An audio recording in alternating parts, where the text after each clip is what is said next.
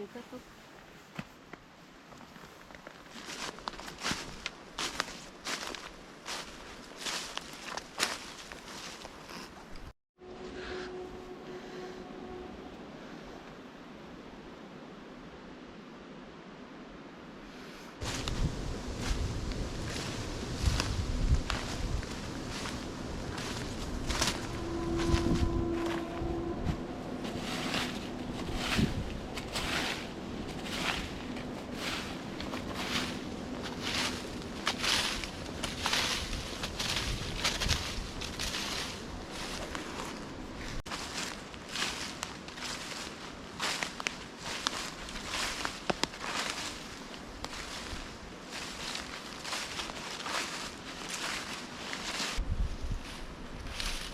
Сверху еще осталась листва. Вот это кленовым.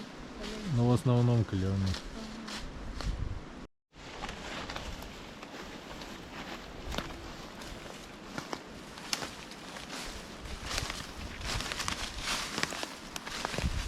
Тоже ландыши, смотри.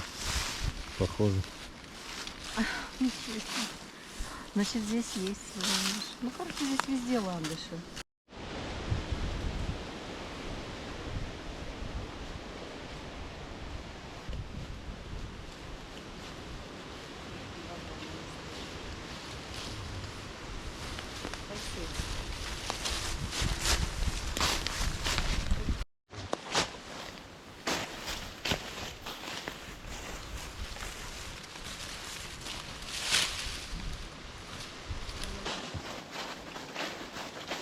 А вот я теперь почувствовала.